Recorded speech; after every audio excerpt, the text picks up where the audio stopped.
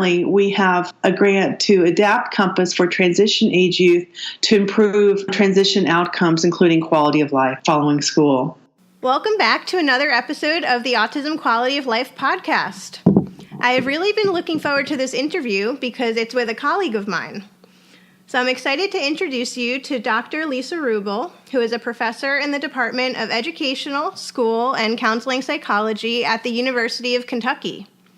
She is a licensed psychologist and clinician researcher, and she provides training and services to the autism community, which she's been doing for more than 25 years now. She is also the sister of Leslie, who will be 48 this April.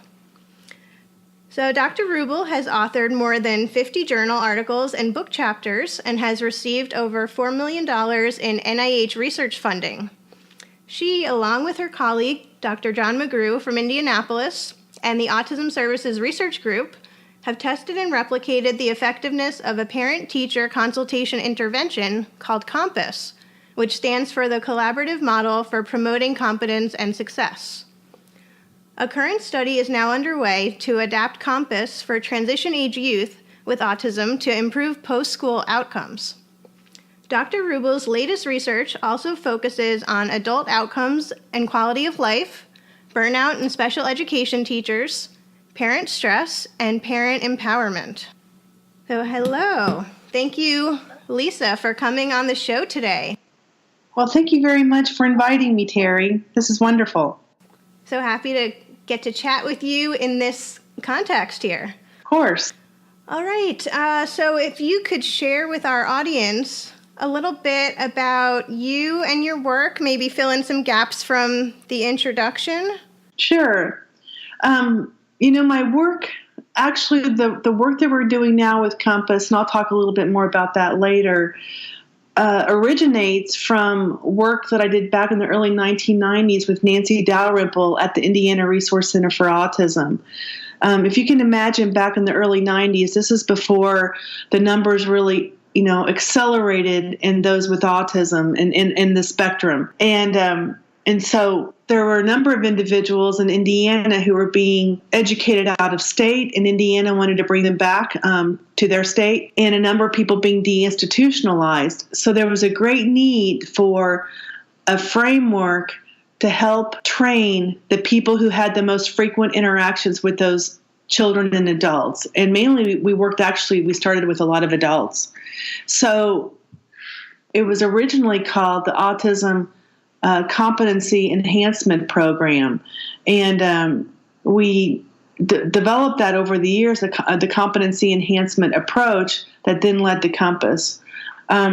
So this is something that, we were very excited back in 2005 to get research funding to finally be able to evaluate it and to test its effectiveness. And then more recently, we've been able to test Compass to see how well it works using web-based video technology, especially to consult with those teachers who are at some distance or those service providers that aren't able to get in a face-to-face situation with you when you're doing training and support. And then currently, we have a grant to adapt Compass for transition age youth to improve transition outcomes, including quality of life following school. Great. Okay. Would you mind walking our audience through what Compass is? So it's a type of consulting model, right? Sure.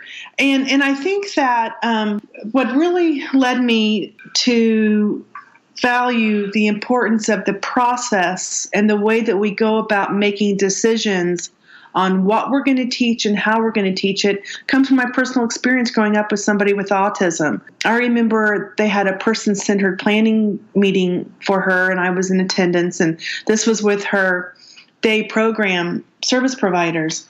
And it was a wonderful meeting, very positive and, talking about her strengths and her interest.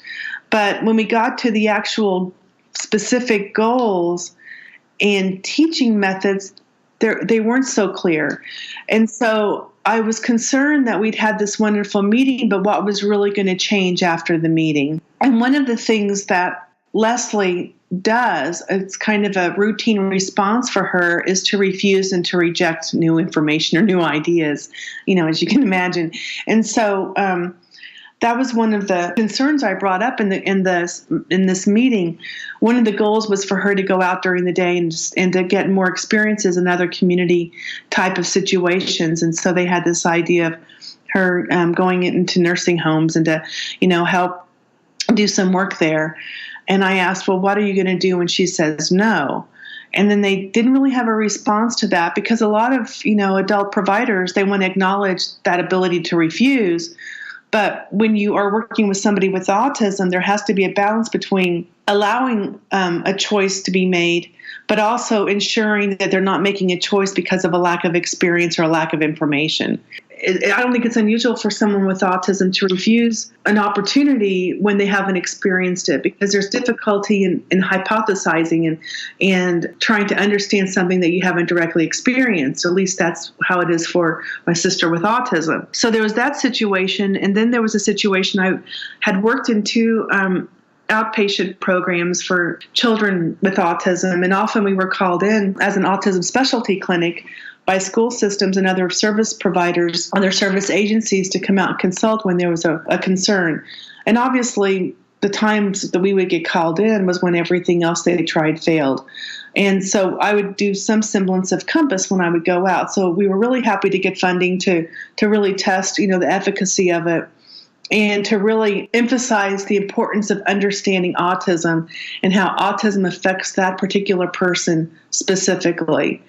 There's such a range that individuality can be overlooked, especially in today's environment of applied behavior analysis, where there might be even less attention to those internal factors that relate to how this person thinks and learns.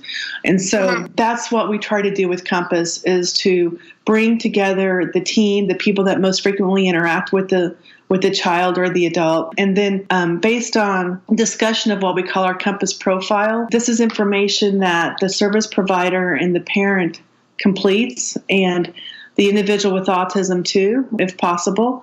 And we discuss person's environmental challenges, things that might be stressors for them. We talk about their environmental supports, the kind of modifications and adaptations and activities to help support learning. And then we talk about the person's personal environment, the personal supports, and the personal challenges. And the personal challenges often are those features that relate to having an autism diagnosis. And then personal supports are their strengths, likes, preferences. And in this conversation that lasts about 45 minutes, we come up with goals that really start to stand out through the conversation that are really pivotal to the next step of learning.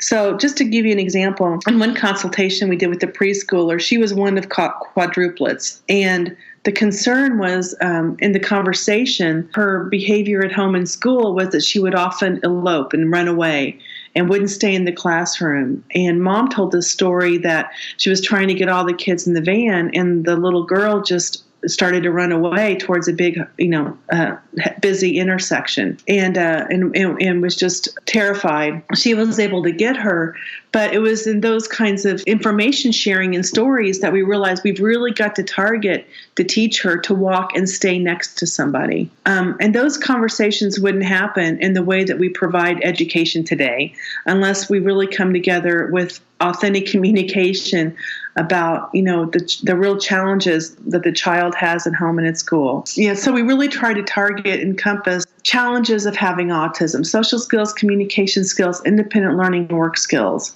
And even for our high school students that we're working with right now, they have a lot of similar challenges. It might be we have several students that are in general education, maybe going to college. Some of them definitely will be going to college. And that ability to have a conversation with somebody. One of our students, when he has a question, he won't ask for help and feels very uncomfortable, and he knows that he needs to ask for help. So those social communication skills, they have to be constantly, being worked on. Organizational skills is kind of executive function, kind of planning type of skills. So that's what we do is we spend the first 45 minutes sharing the COMPASS profile with the team. As a consultant, I'm listening intently and trying to help guide, the conversation along. Then we develop goals, and for the grant, we developed 3 goals, but obviously students have more than 3 goals, but we really want to focus on social communication, independent learning skills. And then I think what makes Compass unique is that once we have a very clear, measurable goal, then we have to come up with the individualized teaching plan that's really personalized to that particular individual with ASD. And that's what concerns me in today's education, is that we often jump to the teaching method before we even know what it is we want to teach. And if we're wanting to teach a child to initiate social skills, which is a really key pivotal skill, we're not going to use an adult-directed discrete trial approach. We really need to be looking at incidental teaching and other approaches to target that skill. And it goes with peer training too. So we really spend time talking about the teaching plan and how we're going to consider the child or the adolescents, and this could even be adult too, but their personal challenges that's going to interfere with learning the goal, the skill, the environmental challenges that's going to make it hard to learn the skill, and then the personal supports that we want to make sure that's in the plan that we can capitalize on for teaching the skill, and then the environmental supports, and that's the teaching plan. So we make careful attention to those 4 areas, and then we have our individualized, personalized plan that the teacher then implements once we're gone. So then we have 4 coaching sessions after that initial consultation, and those last about an hour to an hour and a half throughout the remaining of the school year, about every 4 to 6 weeks. And so we spend basically less than 10 hours with the teacher during the whole school year.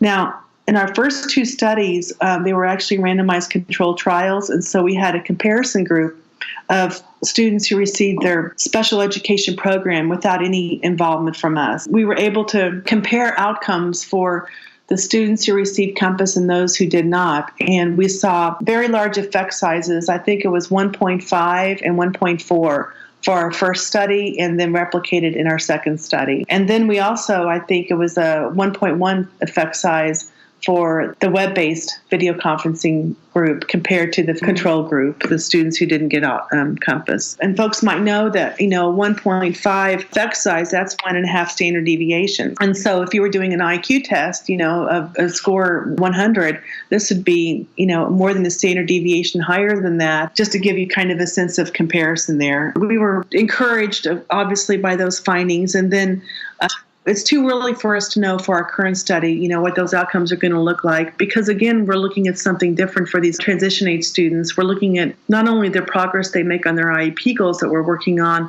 but also the progress they make on those post-secondary goals that we hope that we see. That's great. Compass really is what we would call an evidence-based practice, right? Yes. I mean, there's different criteria used by different research groups, but we have tested it in 2 RCTs, and we've had an independent observer unaware of group assignment who made final judgment about the progress at the end of the school year. Yeah, so this really can be a useful consultative model. And so right now you are applying it for transition age individuals. Can you share a bit more about your current grant? And so who are you working with right now to test Compass? Well, right now, this was a grant that helped us adapt Compass for this age group. Because up to this point, we only worked with children between 3 and 8 years of age. Okay. And so obviously, when you're talking about youth that are, a year from graduating school or that are transitioning, we needed to cover different information in that initial consultation. So while we still cover the initial Compass profile and have that discussion, we also have added points of discussion about needed services after school and those post-secondary goals after school. So where's the person going to be living? Where are they going to be working? How are they going to be getting around? What's the plan for making friends? What are the leisure activities the person might be involved with?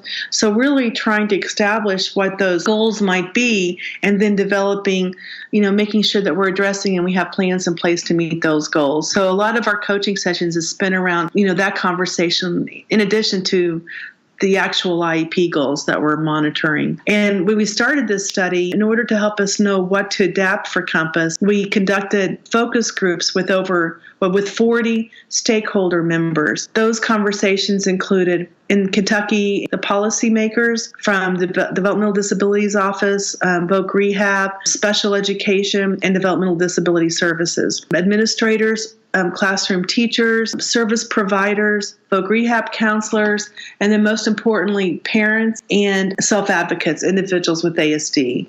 And we asked questions about, what is good transition planning? How would we know it if we saw it?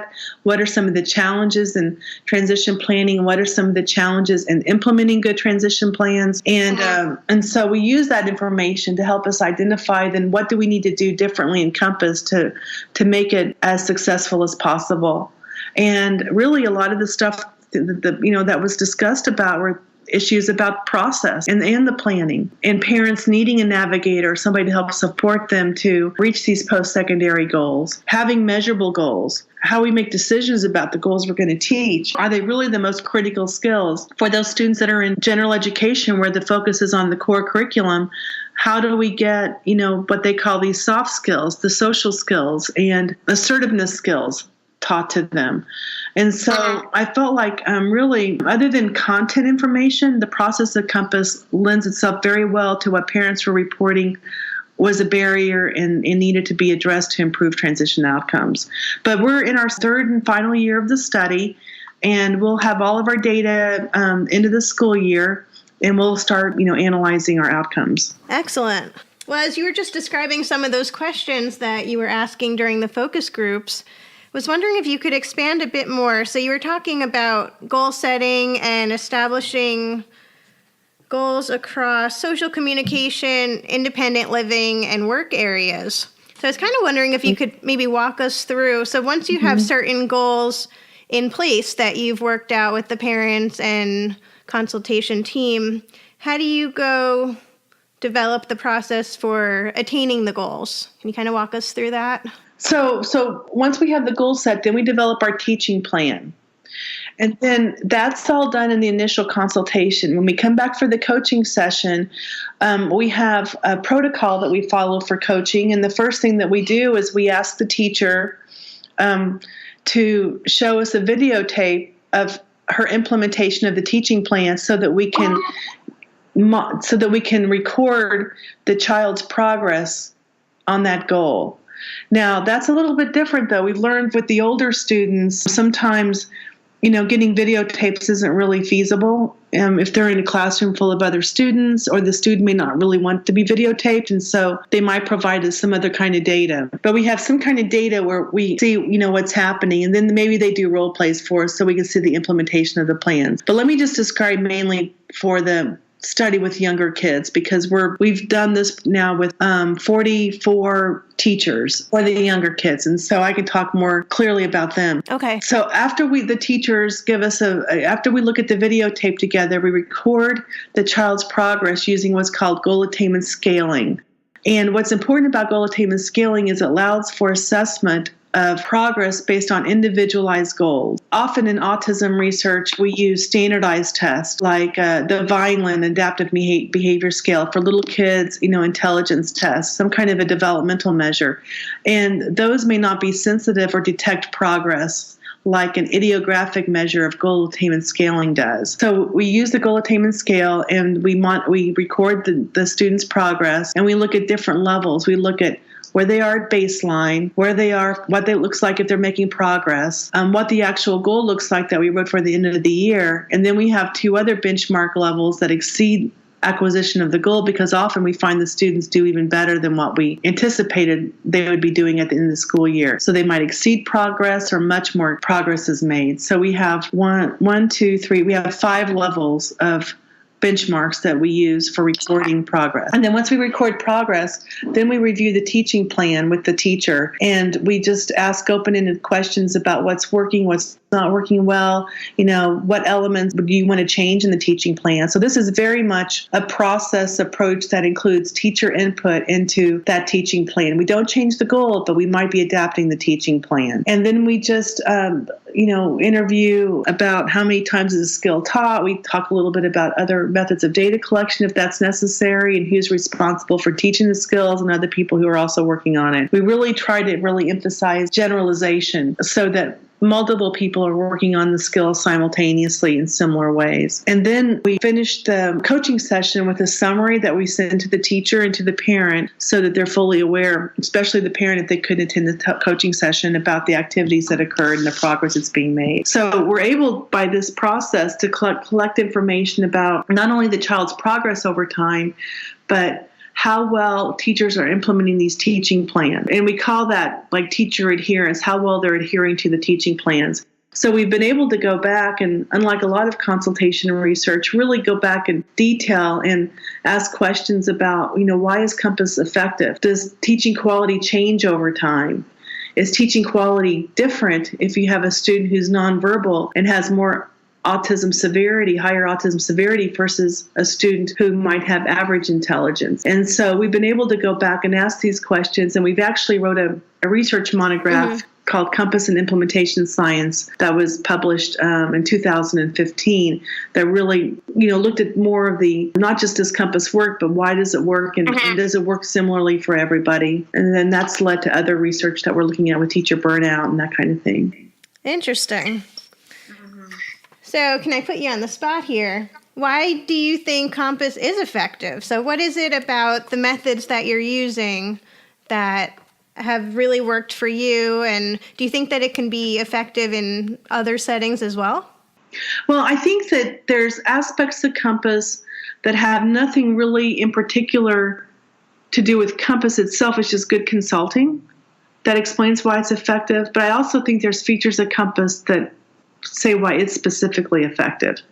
So, for example, in good consulting, when you're trying to identify what the concerns are and what the goals are, the more that you have input from the other team members, the greater the likelihood they're going to feel a part of that decision making, and they're going to follow through with teaching plans or interventions when you leave. And then the more that the consultant can help guide those next steps of, we've got the goal, we understand the issue, now what are our plans? That's also a positive feature of good consulting, and it leads to teachers more likely implementing plans. I think the way that we set up our discussion with the Compass profile lends itself very much to teachers and parents being the key decision makers about what the concerns are. They can see directly that it's not some outsider coming in who doesn't know this classroom, doesn't know this teacher, doesn't know this child, and is going to tell them this is what we're going to work on. Good consulting doesn't include that.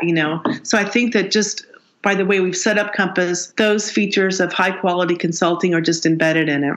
But in our research, when we looked at other features about why does Compass work, one thing is when we leave that first consultation, we ask teachers to update their IEPs for the students with the goals that we developed. We found that IEP quality, when we measure IEP quality, when it changes and goes up, correlates with child outcomes. And it's almost like that's a proxy of teacher buy-in to this whole consultation process and in sense of ownership and responsibility. And the way that we measure IEP quality is by making sure that our IEPs are responsive to best practices and IDEA. So we go back to the National Research Council as a guide for best practices. So we make sure that the IEPs include social communication, independent learning skills, the things that we actually work on with Compass. For IDEA, we make sure that the goals are measurable and observable and have a clear criterion level.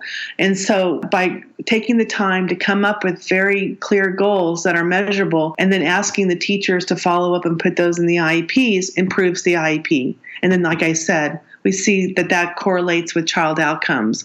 We identified that in our first study, and it was replicated in our second study. So that's one reason why we think Compass works, is it really brings focus and attention to those goals that are most critical for that particular child. We've had teachers say that they've enjoyed the process because there's so many teaching priorities. This helps them focus and helps them feel more efficacious in their own teaching, their own instruction that they do in the classroom. That's great. Okay, thanks so much for explaining that in more detail. So really getting into how you're improving the IEP quality and also promoting self-efficacy for the teachers, and they're buying into the process more. And so that's really enhancing your outcomes. Right. I have a doctoral student who's looking at self-efficacy, and she's putting together a paper. We do show that self-efficacy for those in Compass is higher and does improve after consultation. So you hit that nail right on the head. But there is another part of good consulting that isn't really Compass specific, and that's follow-up, because we know one-time consulting doesn't lead to change. And because we follow up with the coaching sessions and we provide that reflective feedback where teachers do their own videotaping, they can look at what they're doing. They can compare that to the written teaching plan. That kind of opportunity for reflection is shown to be an evidence-based practice for changing teacher behavior. And then the other part of that is having performance feedback too. I mean, the goals that we develop with the goal attainment scale, having that kind of outcome performance-based feedback is also critical.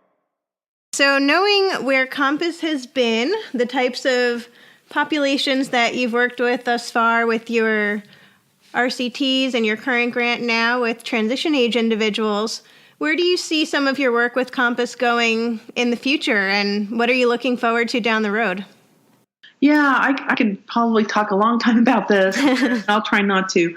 But there's 3 directions now that we're taking. So one of them is actually using the framework of Compass. We developed an 8-week parent training and support program that we call Compass for Hope, or See Hope.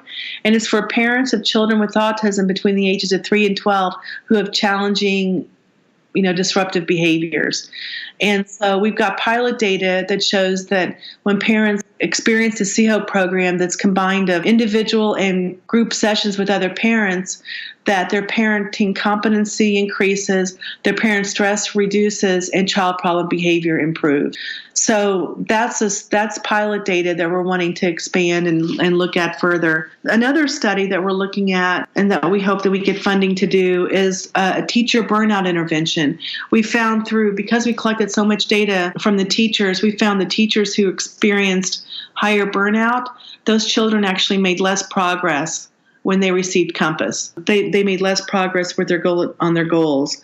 So and teacher burnout is a huge problem in special education. There's huge teacher attrition, that we want to test a burnout intervention for teachers. Because I think that those teachers, and you can tell as a consultant, when you're consulting, we actually have a little 4-point scale, and one of the questions asks, did the teacher seem stressed? And our own just little 4-point scale actually correlated with teacher reported burnout. So when you work with a lot of teachers, you can start to see those that are really having some difficulty.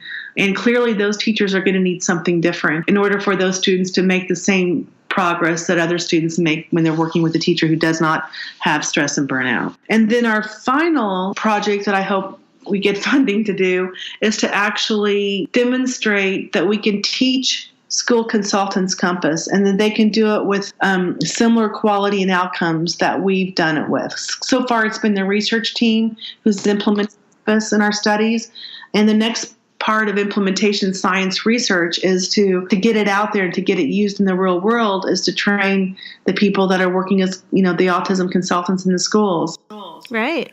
Awesome. So more of a train the trainer model. Right, exactly. That's exciting. Okay. So you have at least 3 future directions that your Compass work is going in. I know you're also involved with many other projects as well. I don't know if we have time to get into all of that today. Yeah. To ask a question about you, if you could think about your career generally, what is one of your biggest accomplishments so far that you'd like to reflect on? I think that it's been the work with Compass and working with Nancy Dalrymple and John McGrew and our research team and the parents, the individuals with autism and the teachers, and the opportunity that doing this kind of team science has, to get to where we are, because I really do believe that. And I've seen so many classrooms that teachers need a lot more support and guidance, and they're challenged with students regardless of, their disability, and you can't be an expert in everything. And I think that Compass can not only be, a reactive response when there's an issue, but proactive. And I really feel like, for my research accomplishments, it's been my biggest one. So how can the Autism Quality of Life community learn more about you and your work and your collaborators? Well, we have a website. It's just www.ukautism.org, and that'll tell you a little bit more about our work and all the students and some of our papers and presentations and other information. Great. Okay, and are you on any kind of social media or anything, even if the audience wants to connect with you? Is there a way that they can get in touch other than the UK website? Yeah, one way that folks can get in touch with me would be through email, and that's just lisa.ruble, and that's spelled Ruble, at uky.edu. Okay, great. All right, and is there any quote or parting piece of guidance that you'd like to share with the community today? Yeah, the thing I'd like to share is more about quality of life, and I see quality of life as a process, not an outcome. And what I mean by that is that it's the interaction of the person's own view of their life, but it also includes the view that others have, the value that others have for what that person is doing and their competence. And it's the balance between personal environmental challenges and supports. We actually wrote a paper, Nancy and I did. This was when I was a graduate student back in 1996, about an alternative view of outcome and quality of life. And I was really moved, not necessarily in a positive way, but when I was looking at longitudinal studies in autism and the dismal picture they painted about adults, and they used normal social development as the indicator of a good outcome. And what bothered me about that was that if you have autism, autism is lifelong, and social issues are always going to be a challenge. It was like those early studies were measuring more about the stability of autism than outcomes. And I felt that it was a very narrow view for outcomes. And also level of independence was another one too.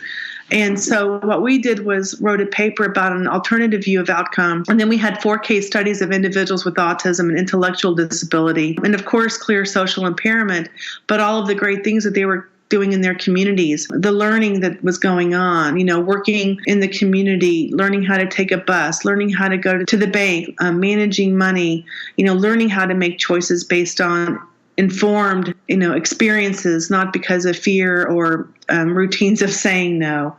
And so being meaningfully engaged, being a part of something that's valued, being happy and fulfilled, having contact as much as you want with desired family member and friends, all of these go into aspects of quality of life. And so I see it as a process.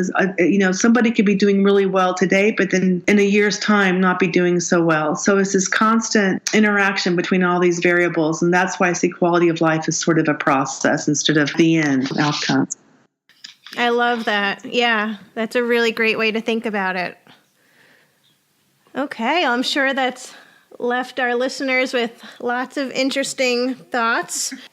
All right. Well, I think that's the time we have for today. So thank you so much for coming on the show. I'm really glad you were able to share more about Compass with our audience. And thank you again. Well, thank you, Teri.